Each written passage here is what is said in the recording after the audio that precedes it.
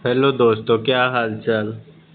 तो आज हम बात करने वाले हैं 100 मोस्ट इम्पोर्टेंट आर्टिकल के बारे में जो कि सभी एग्जाम में पूछे जाते हैं, जैसे SSC, UP constable, UPSI, UP triple SC, railway, banking या फिर वनडे का कोई सा भी एग्जाम हो। यूपीएससी के लिए के बिहाफ पे भी बहुत ही ज़्यादा महत्वपूर्ण हो जाता है। ठीक है, जो कि आज हम लेके आए हैं 100 most important article of Indian constitution. ठीक है, आप लोग चैनल को सब्सक्राइब कर लीजिएगा। चलिए स्टार्ट करते हैं। अनुच्छेद 1 आर्टिकल 1 में क्या लिखा गया है? भारत राज्यों का संघ है। ठीक है। आर्टिकल 2 की बात करें तो नए राज्यों का प्रवेश या फिर नए राज्यों को भारत में मिलाया जा सकता है, ऐसा प्रावधान जो है आर्टिकल 2 में दिया गया है। आर्टिकल 3 की बात करें तो राज्यों का गठन किया जा सकता है, किसी भी राज्य का सेंट्रल गवर्नमेंट करेगी, सीमा परिवर्तन किया जा सकता है, ये सब आर्टिकल 3 में दिया हुआ है। ठीक है। आर्टिकल 5 अनुच्छेद 5 की बात करें तो 5 में जो है नागरिकता दी गई है। नागरिकता से संबंधित सारी जानकारी आर्टिकल 5 में आपको देखने को मिलेगी। उस उसके बाद सबसे ज़्यादा इम्पोर्टेंट हो जाता है आर्टिकल नंबर 14। अनुच्छेद 14 जो है समानता का अधिकार देता है। ठीक है। अनुच्छेद 15 की बात करें तो भेदभाव का निषेध करता है आर्टिकल 15। ये सबसे ज़्यादा पूछा जाता है, कई सारे एग्जाम में, हाल फिलहाल के एग्जाम में ये क्वेश्चन जरूर देखने को मिला है। ठीक है। चलिए अनुच्छेद 16 की बात करें तो सरकारी नौकरी में समान अवसर सभी को देखने को मिलेगा। ठीक है। आइए आर्टिकल 16 में दिया गया है। आर्टिकल 17 की बात करें तो अस्पृश्यता का अंत जो है आर्टिकल 17 में है। आर्टिकल 18 की बात करें तो उपाधियों का अंत, जो पहले एक उपाधि नहीं रहती थी, जैसे किसी को जो है कोई सम्मान मिल गया तो वो भारत रत्न मिला तो वो भारत रत्न अपने आगे नहीं लगा सकते, मतलब कोई भी उपाधि नहीं लगा सकते। ये जो है आर्टिकल 18 में दिया गया उपाधियों का अंत। ठीक है। 19 की बात करें, 6 स्वतंत्रताएं दी गई हैं, जैसे जीवन जीने की स्वतंत्रता, ऐसे करके जो है 6 स्वतंत्रताओं की बात की गई है। ठीक है। चलिए आगे आर्टिकल देखते हैं। अगला आर्टिकल हमारे पास है अनुच्छेद 29 देखते हैं। संस्कृति एवं शिक्षा का संरक्षण जो है अनुच्छेद 29 में दिया गया है। अनुच्छेद 30 में क्या कहता है? अनुच्छेद 30 में जो है अल्पसंख्यकों के अधिकार के बारे में दिया गया है। ये भी जो है बहुत ज़्यादा ही इम्पोर्टेंट है, याद रखिएगा। ठीक है। अनुच्छेद 32 की बात करें तो संवैधानिक उपचार का अधिकार दिया गया है। ठीक है। अनुच्छेद 32 में संवैधानिक उपचार का अधिकार है। अनुच्छेद 36 की बात करें तो राज्य की परिभाषा दी गई है। अनुच्छेद 36 में जो है राज्य की परिभाषा दी गई है। अनुच्छेद 39A निःशुल्क विधिक सहायता दिया गया है। उसके बाद 40 की बात करें तो ग्राम पंचायत दिया गया है। अनुच्छेद 40 में ग्राम पंचायत दिया गया है, जो बहुत ही ज़्यादा पूछे जाते हैं एग्जाम में। हम उन्हीं आर्टिकल को लेके आए हैं आपके समक्ष। ठीक है। चलिए इसके बाद अनुच्छेद 44 देखते हैं। अनुच्छेद 44 में समान नागरिक संहिता है। ठीक है। अनुच्छेद 45 में बाल शिक्षा है। बाल शिक्षा जो है अनुच्छेद 45 पे। उसके बाद अनुच्छेद 48A भी बहुत पूछा जाता है। ठीक है। 48 तो पूछा ही जाता है, लेकिन 48A उससे ज़्यादा पूछा जाता है। इसमें पर्यावरण संरक्षण के बारे में दिया गया है कि पर्यावरण संरक्षण बहुत ही ज़्यादा जरूरी है। ठीक है। अनुच्छेद 49 की बात करें तो राष्ट्रीय स्मारकों की रक्षा, जैसे कोई भी स्मारक है, जैसे दिल्ली में इंडिया गेट है, एक्सेट्रा, इन सभी को की रक्षा के बारे में अनुच्छेद 49 में दिया गया है। उसके बाद फिर से अनुच्छेद 28, ये भी बहुत इम्पोर्टेंट था, छूट गया था तो मैंने यहाँ पे जो है इसको लिखवा दिया। ठीक है। धार्मिक शिक्षा की बात करता है अनुच्छेद 28। ठीक है। उसके बाद अनुच्छेद 50 है हमारे पास। 50 की बात करें तो न्यायपालिका और कार्यपालिका का पृथक्करण, या पृथक्करण बहुत जरूरी होता है। पृथक्करण मतलब होता है कि न्यायपालिका अपना अलग काम करेगी और कार्यपालिका अलग काम करेगी। ठीक है। और सर्वोपरि कौन होगा? सर्वोपरि जो है दोनों में न्यायपालिका होती है। ये चीज़ें बहुत ही ज़्यादा इम्पोर्टेंट है। ठीक है। उसके बाद अनुच्छेद 51A देखते हैं। 51A में जो है मूल कर्तव्य दिया गया है, आप लोग याद रखिएगा। ठीक है। चलिए आगे देखते हैं। अनुच्छेद 52 में जो है राष्ट्रपति के बारे में बात की गई है।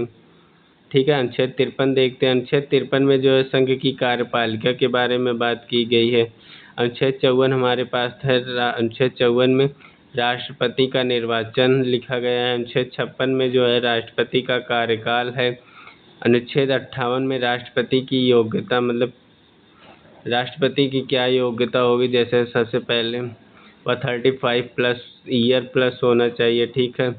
और भी बहुत सारी योग्यता, किसी भी लाभ के पद पर न हो, और भी कई सारी योग्यताओं के बारे में जो है अनुच्छेद 58 में दिया गया है। अगर अनुच्छेद 61 की बात करें तो महाभियोग जनरली जो है राष्ट्रपति पे लगता है। राष्ट्रपति को पद से हटाने के लिए ही महाभियोग की प्रक्रिया प्रारंभ की जाती है। ठीक है। अनुच्छेद अगर 63 की बात करें तो उपराष्ट्रपति के बारे में बात किया गया है। उपराष्ट्रपति का चयन कैसे होगा, उपराष्ट्रपति की क्या योग्यता है, मतलब सब सारी चीज़ें जो है उपराष्ट्रपति के बारे में 63 में दिया गया है। 66 में उपराष्ट्रपति का निर्वाचन दिया गया है।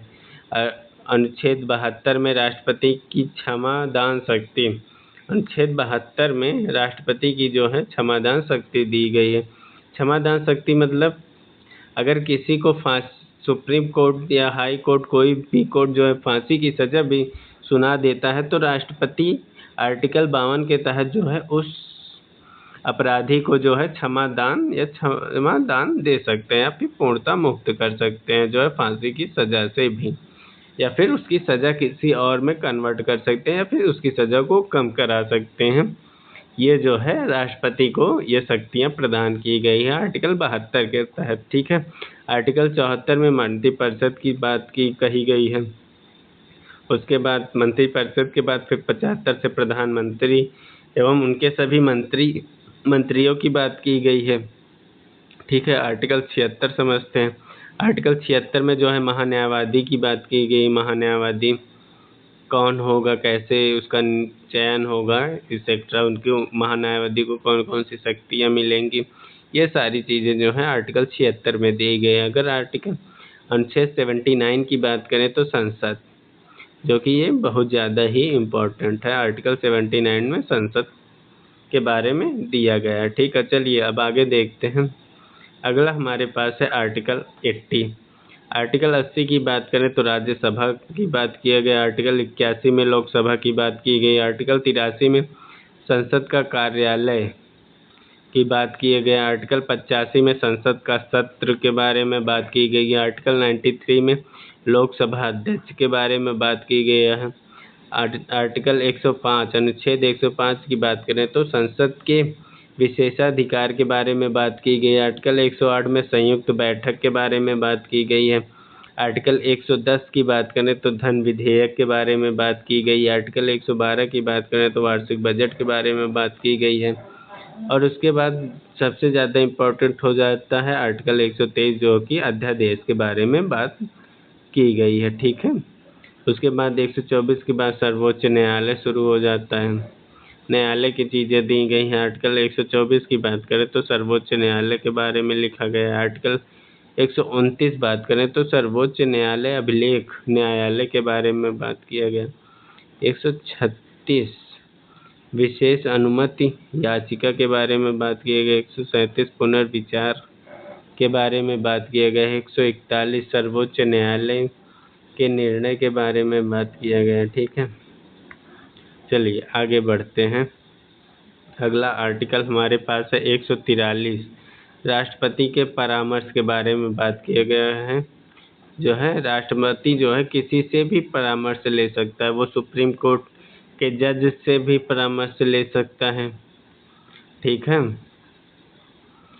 लेकिन राष्ट्रपति सुप्रीम कोर्ट के जज के सलाह या परामर्श को मानने के लिए बाध्य नहीं होगा। ठीक है। ये आर्टिकल 143 में ही दिया गया है।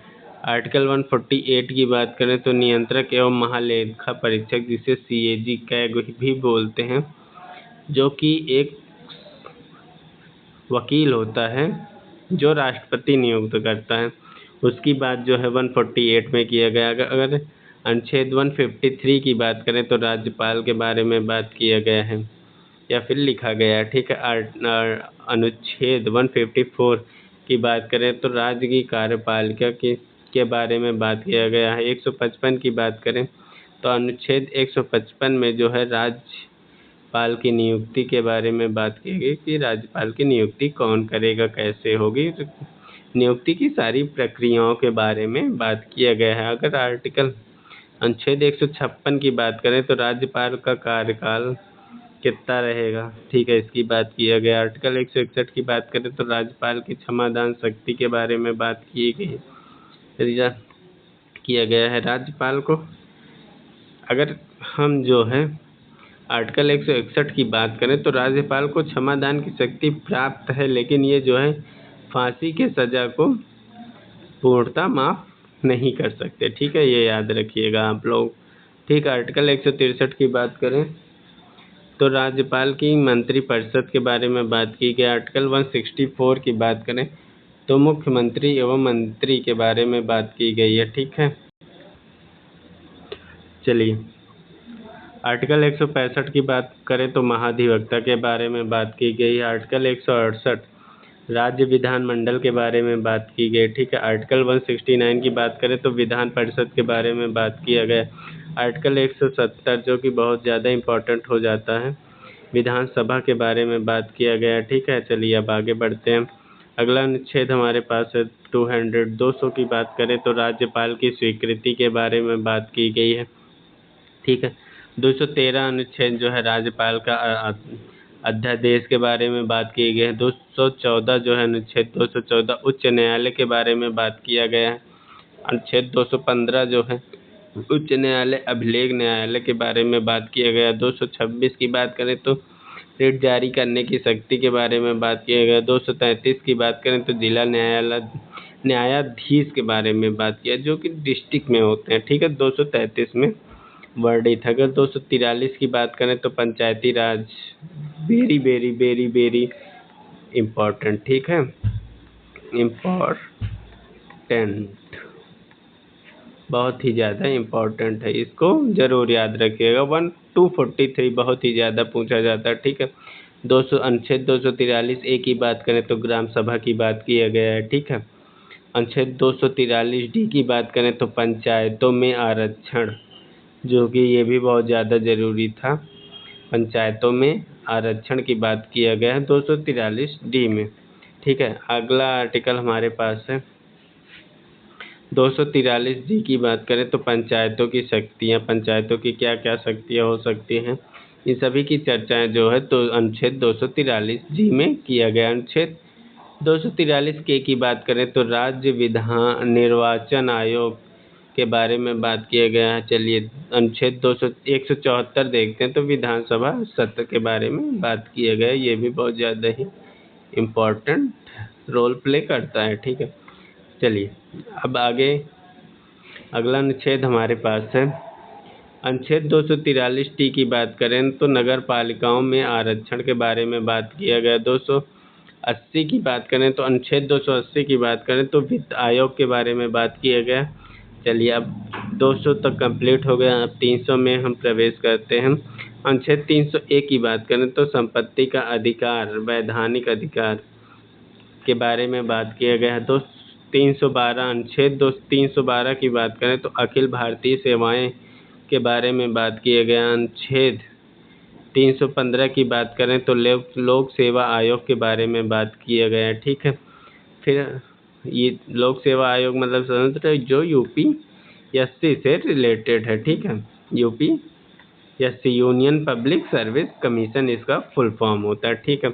अनुच्छेद 320 जो है पीएससी के कार्य के बारे में बात किया गई कि इनका क्या क्या कर्तव्य होगा।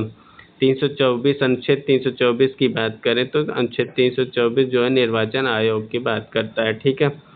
अनुच्छेद 338 की बात करें तो राष्ट्रीय अनुसूचित जाति आयोग के बारे में बात किया गया, राष्ट्रीय अनुसूचित जाति आयोग के बारे में बात किया गया। अनुच्छेद 243 पी की अगर हम बात करें 243 पी बहुत ही ज़्यादा इम्पोर्टेंट है, नगर पालिकाएँ, ये कहीं ना कहीं किसी न किसी एग्ज़ाम में ज़रूर ही पूछा जाता है, ठीक है। आप लोग वेरी इम्पोर्टेंट मान सकते हैं, ठीक है, इम्पोर्टेंट, ठीक। चलिए अब आगे देखते हैं। आगे हमारे पास है अनुच्छेद तो 338 ए की बात करें तो राष्ट्रीय अनुसूचित जनजाति आयोग के बारे में बात किया गया है। अगला अनुच्छेद हमारे पास है अनुच्छेद 243 की बात करें तो राजभाषा को हिंदी माना जाता है। ठीक है, राजभाषा जो है भारत की हिंदी है। ठीक है, अनुच्छेद 351 की बात करें हिंदी राजभाषा या फिर हिंदी भाषा का विकास के बारे में बात किया गया है। अनुच्छेद 352 की बात करें तो राष्ट्रीय आपातकाल, very very very very important. ठीक है, IMPORTANT,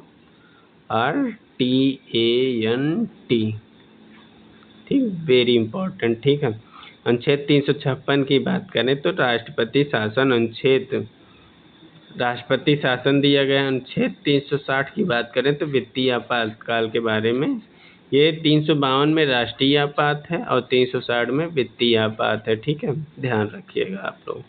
चलिए, 360 तक ही था, बहुत ज़्यादा इम्पोर्टेंट। उसके बाद है तो वो पूछा नहीं जाता जनरली। हमने जो भी बताया है ये SSC एग्ज़ाम में, UP constable, UP SI exam में, यूपी SSSC पेट के एग्ज़ाम में, RO ARO के एग्ज़ाम में, रेलवे के किसी भी एग्ज़ाम में हो, बैंकिंग के किसी भी एग्ज़ाम में हो, और अन्य वनडे एग्ज़ाम जितने भी होते हैं, गवर्नमेंट से रिलेटेड जितने भी एग्ज़ाम होते हैं, उन सभी के लिए बहुत ही ज़्यादा महत्वपूर्ण है। ठीक है, अगर यह वीडियो आपके लिए उपयोगी लगी हो तो वीडियो को लाइक करें। सबसे पहले अपनी राय कमेंट में बताएं कि हम अपनी वीडियो को कैसे इम्प्रूव कर सकते हैं। ठीक है, आपके पास अगर कोई आइडिया हो हमारे वीडियो को और अच्छा बनाने के लिए और किस टॉपिक पे आप वीडियो चाहते हैं वो कमेंट करें, हमें अच्छा सुझाव दें कि हम और कैसे बेटर कर सकते हैं। ठीक है, आप लोग कमेंट ज़रूर करिएगा और अपने दोस्तों के साथ शेयर ज़रूर करें। ठीक है, और ऐसे ही रोज़ाना करंट अफेयर, GK, संविधान, SSC, railway, banking, UP police, UP SSC की तैयारी के लिए हमारे चैनल को जो है सब्सक्राइब करके बेल आइकन दबाना बिल्कुल भी ना भूलें। ठीक है, आपका एक लाइक और सब्सक्राइब हमें बेहतर कंटेंट बनाने की प्रेरणा देता है। ठीक है, धन्यवाद, थैंक यू।